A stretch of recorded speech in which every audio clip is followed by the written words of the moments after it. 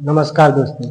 तो आज हम यहाँ पे आपके लिए प्रैक्टिस यानी कि अभ्यास प्रश्न लेकर आए हैं, जिसमें आप पढ़ेंगे जो हमने पहले क्या पढ़ा था। इसमें पदार्थ होते क्या है, पदार्थ किन से मिलकर बनता है, पदार्थ कौन कौन से होते हैं, तो इसमें हमने पढ़ लिए थे। तो हम आज आप लोगों के लिए अभ्यास प्रश्न लेकर आए हैं, जिसमें आप जानेंगे कि पदार्थ में क्या क्या आते हैं, क्या क्या नहीं आते हैं।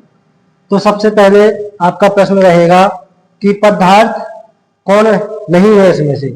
तो जैसे कि आप यहाँ पे रखा दूध, लकड़ी, टोक और मिश्र धातु, इनमें से आपको बताना है कि पदार्थ कौन सा नहीं है। तो सबसे पहले क्या है, दूध। दूध क्या है, द्रव है, जो कि क्या है, पदार्थ है। और लकड़ी, लकड़ी क्या है, ठोस वस्तु है, इसका कोई आकार है, आयतन है, तो ये क्या हो गया, आपका पदार्थ हो गया। और इसमें तीसरा क्या है, दुख। दुख क्या है, इसका कोई आकार है, आयतन है, नहीं है ना, तो अपना ये आंसर क्या हो जाएगा, ये वाला क्या, दुख। ना तो इसका कोई आकार है, ना ही कोई आयतन है, तो ये आपका इसका राइट आंसर क्या हो जाएगा, दुख। और लास्ट में क्या है, मिश्र धातु। मिश्र धातु यानी कि मिश्रित जो जिन वस्तुओं में मिश्रण होता है, वो होती है मिश्र धातु।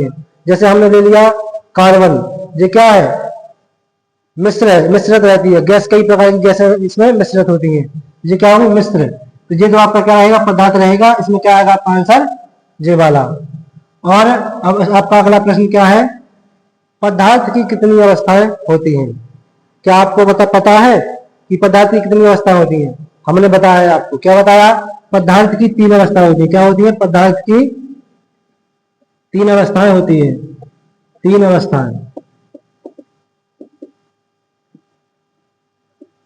कौन कौन सी, ठोस, द्रव और गैस।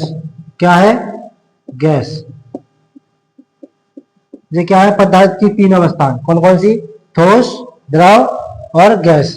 अब आपको पता है ठोस क्या होती है, जल वस्तु का कोई आकार होता है, निश्चित आकार होता है, वजन होता है, उसका द्रव्यमान होता है, तो ये क्या है, आपकी ठोस वस्तु होती है। और द्रव में क्या कहलाते हैं, जैसे कोई इसमें आप ले सकते हैं पेट्रोल, पानी, दूध, ये सब क्या है, द्रव है। तो आपके जो है द्रव, और फिर क्या है, गैस। इसमें आपकी नाइट्रोजन, ऑक्सीजन, हाइड्रोजन, ये सभी क्या है, गैस है। तो ये 3 पदार्थ क्या होते हैं, आपकी अवस्था होती है, किसकी, पदार्थ की। क्या है, पदार्थ की 3 अवस्थाएं हैं। अब अगला क्वेश्चन लेंगे,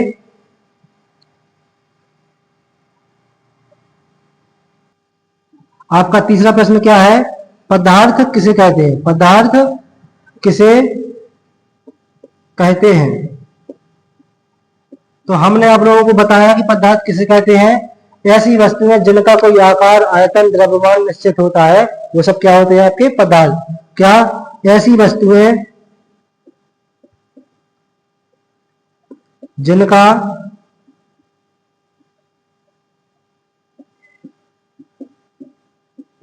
कोई आकार, आयतन तथा द्रव्यमान होता है। क्या, द्रव्यमान, द्रव्यमान होता है, वे सब क्या कहलाती हैं, वस्तु, पदार्थ कहलाती है। क्या कहलाती, पदार्थ। वे सभी वस्तुएं पदार्थ कहलाती हैं।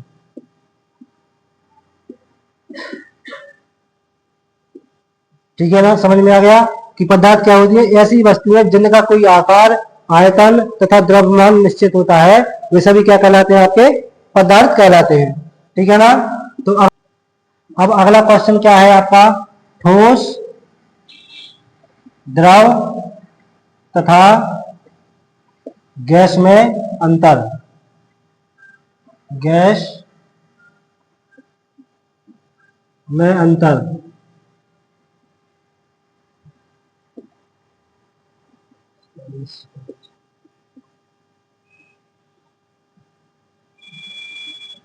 अंतर, तो आपको इसमें बताना है कि ठोस तथा द्रव तथा गैस में अंतर क्या होते हैं। तो हम आपको एक सिंपल भाषा में समझाएं कि इसका आकार, आयतन, कणों की स्थिति,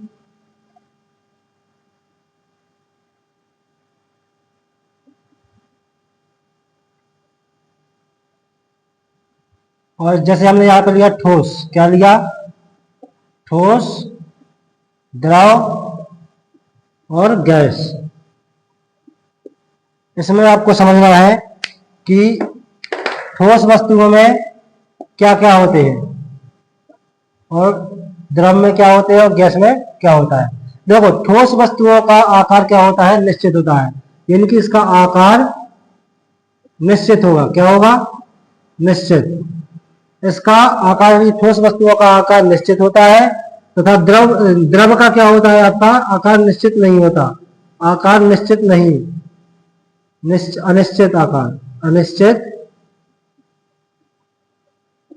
आकार। इसका आकार क्या होगा, आपका अनिश्चित होगा। और गैस में क्या होता है, इसका भी गैस का कोई आकार नहीं होता, यानी कि अनिश्चित। क्या आएगा इसका, अनिश्चित।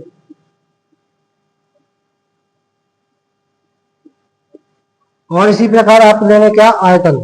आयतन में ठोस वस्तुओं का आयतन क्या होता है, निश्चित होता है, लेकिन जो ठोस वस्तुएं होती है उन सभी वस्तुओं का आयतन क्या होता है, निश्चित होता है।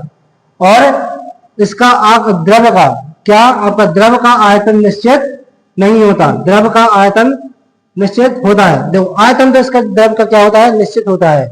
इसका आकार निश्चित नहीं होता, लेकिन इसका आयतन क्या होगा, आपका निश्चित होगा। इसका आयतन क्या होगा, आपका निश्चित। और गैस का कोई आकार और आयतन नहीं होता है। क्या होता है, गैस का ना तो कोई आकार होता है और ना ही कोई इसका आयतन होता है, यानी कि ये भी क्या आएगा, आपका अनिश्चित। क्या आएगा, अनिश्चित। यानी कि ठोस वस्तुओं का आकार निश्चित होता है, द्रव का आकार अनिश्चित होता है और गैस का भी आकार अनिश्चित होता है। इसी प्रकार इसका आयतन देखें तो आयतन क्या होता है, ठोस वस्तुओं का निश्चित होता है और द्रव का आपका आयतन निश्चित होता है और गैस का कोई आकार वो आयतन नहीं होता है, यानी कि अनिश्चित होते हैं। इसी प्रकार इसकी क्या, आपकी ठोस वस्तुओं की कणों की स्थिति क्या होगी, ठोस वस्तुओं के कणों की स्थिति होती है क्या, बहुत पास। क्या होती है, बहुत ही पास पास होते हैं, बहुत पास पास, यानी कि इनके कण क्या होते हैं, बहुत पास पास, यानी बहुत नजदीक होते हैं। ठीक है। और द्रव का क्या होता है, थोड़े ढीले होते हैं। क्या होते हैं, थोड़े ढीले। सॉरी, थोड़ी तबीयत खराब है इसलिए थोड़ी मिस्टेक हो सकती है। क्या होंगे आपके, थोड़े ढीले होंगे। ठीक है ना। इसी प्रकार गैस का क्या होगा, गैस के कण बहुत दूर दूर होंगे। क्या होंगे, गैस के कण होते हैं बहुत दूर। क्या होते हैं, बहुत दूर दूर, यानी कि दूर दूर। इसमें आपको समझ में आया होगा कि ठोस वस्तुओं का आकार क्या होता है, निश्चित होता है, आयतन भी निश्चित होता है और कणों की स्थिति क्या होती है, बहुत पास पास होते हैं। इसी प्रकार आप लेंगे इसमें द्रव को, तो द्रव का क्या होता है, अनिश्चित आकार होता है इसका, और आयतन क्या होता है, निश्चित होता है। इसका द्रव जो होता है उन सभी का क्या होता है, आयतन निश्चित होता है। और इसका कणों की स्थिति क्या होती है, थोड़ी ढीली होती है, यानी कि ठोस वस्तुओं की अपेक्षा द्रव के कण थोड़े ढीले होते हैं। ठीक है ना। और गैस के क्या होते हैं, कण बहुत दूर दूर होते हैं। क्या होते हैं, बहुत दूर दूर होते हैं इसके कण। तो आपको इतना समझ में आया ना कि ठोस, द्रव और गैस में अंतर कैसे कैसे होते हैं, इनके आकार अलग अलग होते हैं। सॉरी, आकार क्या होते हैं, ठोस वस्तुओं का निश्चित होता है, द्रव का अनिश्चित होता है और गैस का क्या होता है, अनिश्चित होता है। उसी प्रकार आयतन निश्चित होता है ठोस वस्तुओं का और द्रव का आयतन निश्चित होता है और गैस का कोई आयतन नहीं होता है। और कणों की स्थिति क्या होती है, बहुत पास पास होते हैं और द्रव थोड़े ढीले होते हैं, कणों की ठोस वस्तुओं की अपेक्षा थोड़े ढीले होते हैं और गैस के कण बहुत दूर दूर होते हैं। ठीक है ना। इतना समझ में आप लोगों को। ठीक है। इसी के साथ आप अगला क्वेश्चन देखेंगे 5 नंबर। आपका अगला क्वेश्चन क्या है कि कुल तत्व कितने होते हैं, कुल तत्व, सॉरी, कुल तत्व कितने होते हैं, कुल तत्व कितने होते हैं, तो आप लोगों को बताया गया कितने होते हैं कुल तत्व 118 होते हैं। कितने? 118 होते हैं कुल तत्व। कितने होते हैं? 118। और इन्हीं 118 तत्वों से आपके पदार्थों का क्या होता है? निर्माण होता है। इन्हीं कुल 118 तत्वों से आपके पदार्थ बनते हैं, जिन्हें आप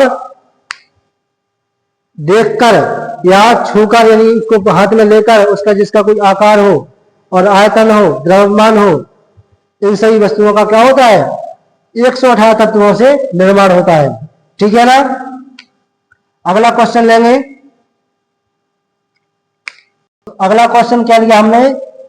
यहाँ पे तत्वों का वर्गीकरण। ठीक है ना? तो तत्वों का वर्गीकरण, तत्वों को कितने भागों में बांटा गया है? 3 भागों में। कौन कौन से? धातु, अधातु और उपधातु। ठीक है ना? कौन कौन? धातु, अधातु और उपधातु। अब हम इसमें जानेंगे कि धातु क्या होती है, अधातु क्या होती है और उपधातु क्या होती है, समझेंगे इनको। ठीक है ना? तो देखो, सबसे पहले क्या? धातु। धातु होती है चमकदार। क्या होती है? धातु चमकदार होती है। और अधातु चमकदार नहीं होती, ये चमकदार नहीं होती। ठीक है? अधातु क्या होती है? जो चमकदार नहीं होती है। और उपधातु क्या होती है? ऐसे तत्व और धातु अधातु के बीच के गुणों को दर्शाते हैं। क्या? ऐसे तत्व जो धातु और अधातु के बीच के गुणों को दर्शाते हैं, जो क्या होती है? वे उपधातु होती है। ठीक है ना? और दूसरा समझे क्या? कि धातु ऊष्मा तथा विद्युत की सुचालक होते हैं। क्या होते हैं? धातु ऊष्मा तथा विद्युत के सुचालक होते हैं। और अधातु ऊष्मा के सुचालक नहीं होते। जे सुचालक नहीं, कुचालक होते हैं। क्या होते हैं? कुचालक होते हैं। कुचालक है। ठीक है ना? अधातु क्या होती है? ऊष्मा के कुचालक होते हैं। ठीक है ना? और अगला देखें, क्या? धातु। धातु में जैसे कि हमने लिया लोहा, सोना, ये सब क्या है? आपकी धातु है। और अधातु में क्या लिया हमने? ऑक्सीजन, फास्फोरस और जो अन्य गैसें प्रकार की होती है, वो सब क्या होती हैं? आपकी अधातुएं होती हैं। और उपधातु क्या होती हैं? जैसे कि बोरान हुआ, सिलिकॉन हुआ, जर्मेनियम हुआ, ये सब क्या है? आपकी उपधातुएं हैं। ठीक है ना? इतना समझ में आया आप लोगों को? क्या? कि धातुएं क्या होती है? चमकदार होती है। ये ऊष्मा तथा विद्युत के सुचालक होते हैं। और जैसे कि लोहा हुआ, सोना हुआ, चांदी हुई, ये सब क्या है? आपके ऊष्मा के सुचालक हैं। उसी प्रकार अधातु क्या होती है? ये चमकदार नहीं होती है, जो ऊष्मा के कुचालक होते हैं। और इसमें जैसे कि गैस, ऑक्सीजन हुई, नाइट्रोजन हुई, फास्फोरस हुई, नाइट्रोजन, ये क्या है? सब आपके अधातुएं हो गई। और इसी प्रकार उपधातुओं में क्या होते हैं? जैसे बोरान हुआ, सिलिकॉन, जर्मेनियम, ये सब क्या है? आपके उपधातुएं हैं। ठीक है ना? इतना समझ में आप लोगों को। और आपको हमारी वीडियो से जुड़ने के लिए धन्यवाद। और ऐसे ही वीडियो पाने के लिए हमारे चैनल से जुड़े और अपनी तैयारी को एक परफेक्ट तरीके से जाने। ठीक है? Thank you. आप लोगों का बहुत बहुत धन्यवाद।